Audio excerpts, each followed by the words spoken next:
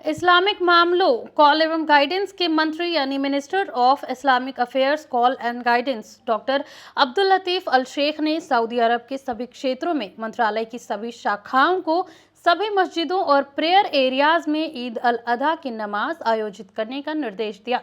निर्देश में सूर्योदय के 15 मिनट बाद ईद अल अधा की नमाज अदा करना शामिल है।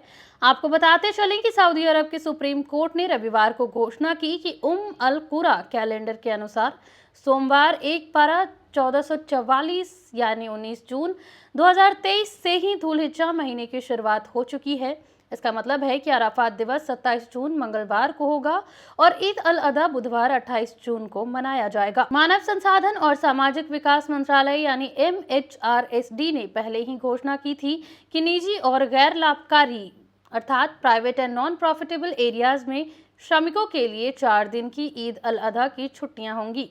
मंत्रालय ने अपने ट्विटर अकाउंट पर एक बयान में कहा कि क्षेत्रों के लिए ईद अल अधा की छुट्टियां मंगलवार से शुरू होंगी, जो अराफात दिवस यानी 27 जून से शुरू होकर शुक्रवार 30 जून तक चलेंगी। मंत्रालय ने ट्वीट में कहा कि श्रम कानून के कार्यकारी विनियमों अर्थात executive regulations of labour law के आर्टिकल 24 में निर्धारित ओवरलैप के मामलों पर भी विचार किया जाएगा। निवेश मंत्री यानी Saudi investment minister engineer Khalid Al Falih ने कहा कि सऊदी अरब में जल्द ही एक नई एयरलाइन की घोषणा की जाएगी। अल फलीह ने पेरिस एयर शो के मौके पर अल अराबिया से बात करते हुए इस बात की पुष्टि की, जहां उन्होंने कहा कि सऊदी अरब बड़ी संख्या में एयरलाइनों का हकदार है, जिसके माध्यम से वह अपने आर्थिक और रणनीतिक लक्ष्य यानी इकोनॉमिक एंड स्ट्रैटेजिक एम को प्राप्त कर सकता है।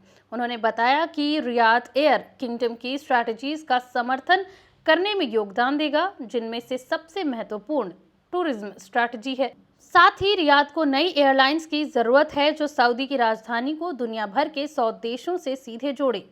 सऊदी अरब को वैश्विक और स्थानीय अर्थात global and local supply chains के साथ विमानों के निर्माण को जोड़ने की भी आवश्यकता है। आगे वो कहते हैं कि विमानों से लॉजिस्टिक्स सर्विसेज को भी लाभ होगा, क्योंकि वे न केवल यात्रियों बल्कि दुनिया भर के सामानों यानी गुड्स का भी ट्रांसपोर्टेशन करते हैं। इंजीनियर अल फलीह ने आगे बताते हुए कहा कि रियाद दवाओं और औद्योगिक सामग्री मतलब इंडस्ट्री मटेरियल जैसी महत्वपूर्ण सामग्रियों के डिस्ट्रीब्यूशन के लिए मिडिल ईस्ट की लॉजिस्टिक कैपिटल भी बन जाएगा। मदीना में हज यात्रियों की यात्रा शुरू करने से पहले सऊदी सरकार ने उन्हें भीषण गर्मी से बचाने के लिए कई उपाय किए हैं। प्रॉफिट मॉस्क्यू एजेंसी द्वारा किए गए इन उपायों में एयर कंडीशनिंग सिस्टम, विशाल छाते यानी ह्यूज अम्ब्रेला, मिस्ट फैंस, सफेद संगमरमर और ठंडा जमजम पानी शामिल है। Air conditioning system high efficiency के साथ चलता है। संतुलित तापमान बनाए रखने के लिए इसका कूलिंग स्तर बाहरी गर्मी के आधार पर ऑटोमेटिकली एडजस्ट हो जाता है।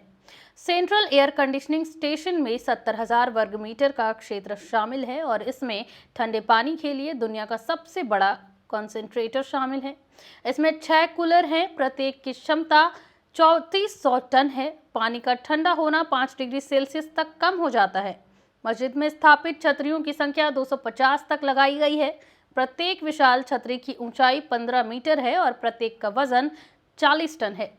मस्जिद के प्रीमाइसेस में नमाजियों को तेज धूप से बचाने के लिए छाते एक ऑटोमेटेड सिस्टम से संचालित होते हैं। बारिश की स्थिति में भी वे उनकी रक्षा करते हैं। मस्जिद के प्रीमाइसेस में मिस्ट फैंस वातावरण को ठंडा करते हैं और गर्मी को कम करते हैं। मस्जिद में हाई क्वालिटी के 436 वाटर मिस्ट पंखे लगाए गए हैं और यह विजिटर्स की सुरक्षा को बनाए रखने के लिए बैक्टीरिया से मुक्त यानी पूरी तरह से सैनिटाइज्ड भी हैं। सफेद संगमरमर, जिसे थैसोस संगमरमर के रूप में भी जाना जाता है, मस्जिद के आंगनों में प्रेयर के लिए आवंटित क्षेत्रों को कवर करता है। संगमरमर गर्मी और प्रकाश को दर्शाता है और रात के दौरान अपने वीप होल्स के माध्यम से नमी को अवशोषित करता है। दिन के दौरान यह रात में अवशोषित नमी का उत्सर्जन यानी नमी को बाहर निकालता है। यही कारण है कि उच्च तापमान के समय भी फर्श हमेशा ठंडा रहता है। ठंडे जमजम के लिए एजेंसी 20,000 कंटेनरों के माध्यम से पीने के लिए पानी वितरित कर रही है। इसके अलावा पूरे पैगंबर की मस्जिद में विजिटर्स के बीच पानी की बोतलें वितरित की जाती हैं। इसके साथ ही सऊदी अरब ने हज यात्रियों के लिए डिजिटल सेवा पैकेज भी लॉन्च किया है, जो हज यात्रियों के सवालों का जवाब देने के लिए और उनकी मदद करने के लिए किया गया है। साथ ही मक्का में ग्रैंड मस्जिद को स्टेरलाइज करने में मदद करने के लिए रोबोट्स भी पेश किए गए हैं। सऊदी अरब ने मंगलवार को रियाद एक्सपो 2030 के लिए ब्यूरो इंटरनेशनल डेज एक्सपोजिशन यानी BIE के लिए अपना दृष्टिकोण अप्रोच प्रस्तुत किया। BIE के 172वें आम सभा सत्र के दौरान वरिष्ठ मंत्रियों और अधिकारियों के एक उच्च स्तरीय प्रतिनिधिमंडल द्वारा सऊदी डोजियर का इनॉग्रेशन किया गया। सऊदी सत्र को संबोधित करते हुए सऊदी विदेश मंत्री प्रिंस फैसल बिन फरहान ने कहा कि सऊदी अरब का स्थान उत्तर, दक्षिण, पूर्व और पश्चिम को जोड़ने वाले ब्रिज के रूप में कार्य करता है। इसका मतलब ये है कि सऊदी अरब वास्तव में इंक्लूसिव एक्सपो की मेजबानी कर सकता है। निवेश मंत्री खालिद अल फलीह ने कहा कि सऊदी अरब ने इस इवेंट को होस्ट करने के लिए अनुमानित $7.8 अरब का बजट आवंटित किया है। रियाद सिटी RCRC के लिए रॉयल कमीशन के CEO इब्राहिम अल सुल्तान ने अपनी ओर से कहा कि सऊदी अरब प्रस्तावित एक्सपो के लिए 120 मिलियन से अधिक विजिटर्स की मेजबानी करने की योजना बना रहा है। किंगडम ने निर्दिष्ट समय सीमा से पहले एक्सपो 2030 होस्टिंग साइट को पूरा करने की योजना बनाई है। 2028 तक एक्सपो 2030 की मेजबानी के लिए सभी तैयारियां पूरी कर ली जाएंगी।